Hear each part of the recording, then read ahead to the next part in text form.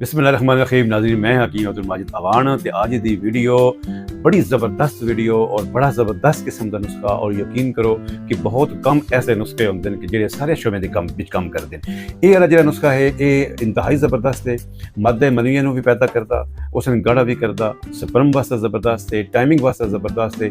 ना सिर्फ अक्सर ऐसा होता कि जो टाइमिंग वाली दवाइयाँ होंगी वो शहवत नहीं लैके आंदियां, यानी कि स्टिमुलेट नहीं करती। अगर पंजाबी च गल करिए तो शहरी नहीं लैके आंदियां, लेकिन ऐसा ज़बरदस्त नुस्खा है कि ये हर हवाले नाल बेहतरीन है।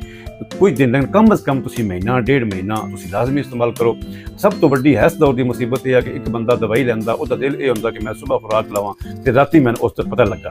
जनाब ऐसी दवाइयाँ तो अगर कोई दावा भी करे तो ऐसी दवाइयाँ तो बचो, क्योंकि ये दवाइयाँ जी वक्ती असर करने वाली होंदियां, यकीन करो बंदे का इंज रगड़ा कट दियां कि बाद कोई दवाई भी जी वो असर नहीं करती। तो कोशिश करो इलाज करन दी, और इलाज होंदा मरज़ का। कितने ऐसे बिरा कितने दोस्त होंगे जिन्होंने बज़ाहिर कोई प्रॉब्लम नहीं होता, लेकिन इलाज तुसी हमेशा मरज़ का होंदा, और मरज़ होवे तो इलाज करना चाहिए।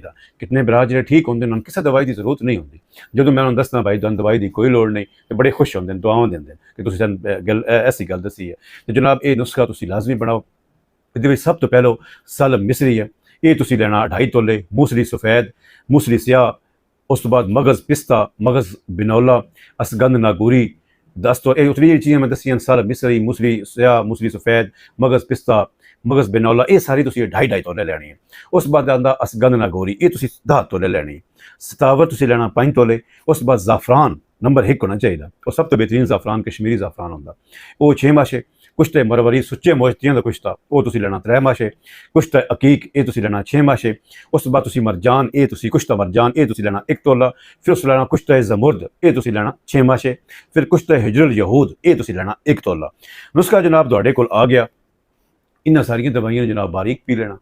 कुछ के बारे खास तौर पर मैं दसदा पाया, अगर तुसी बेहतर आप बिल्कुल ही ना बनाओ, क्योंकि एक आम बंदा जो चाह नहीं पका सकता, उसने आखिए ने तू चाह पका, तो वो चाह सही नहीं पकती, तो कुछ तो बड़ी दूर की गल है। ये वास्ते बड़ा हिकमत करनी पौंदी है और सीखनी पौंदी है। तो जनाब कुछ तो जो ये तुसी इस्तेमाल करो, किसी अपने किसी नज़दीकी किसी हकीम को ले लवो। साढ़े कोल तो ऑलरेडी अलहमदुलिल्लाह दवाई भी मौजूद है, लेकिन मैं दसदा इस वास्ते कई बिरा दिन तो तुसी जनाब करते हो। लाजमी गल है, साढ़ा इत्थे एक सैटअप है, 4 मुलाजम हैं, 2 असी आप, मतलब मेन मैं, एक मेरा असिस्टेंट छोटा भाई है, वो इत्थे काम करता पे मेरे नाल। ते साडी कोई भी दवाई होंदी है वो एक प्रोसेस दे विच होके आंदी है, तो अलहमदुलिल्लाह अल्लाह पाक शिफा भी देंदा।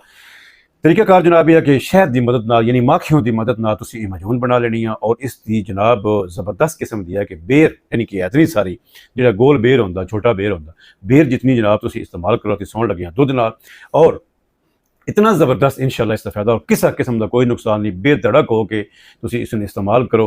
तो जनाब मेरा व्हाट्सएप नंबर तो तुसी अगे भी स्क्रीन पर वेखदे भी पे हो, वेखदे भी हर वीडियो भी कोशिश करदा, और मेरी टिकटॉक की प्रोफाइल जी है वो भी मेरा नंबर मौजूद होंदा। तुसी किसी वक्त मेरा व्हाट्सएप, लेकिन मेहरबानी करके जो सीरियस बरान कई बरा खाम खा चस्का लैंदे तो उन्होंने बंदियां का हक भी मार छड़ते जो बाकायदा वाकई अपनी मरज़ के बारे या इस तरीके रहनुमाई चाहते होंगे। तो लाजमी गल है, एक फोन के अंदर बंदा इतने ज़्यादा लोगों बंदा नाल, फिर मरीज़ चेक करने, अपने दवाइयां की तैयारी, मुलाजमान की निगरानी करनी, इतना मतलब इतना यकीन करो कि एफर्ट होंगी कि रात जिस तरह मैं सौना मेरी अखीर हो चुकी होंगी।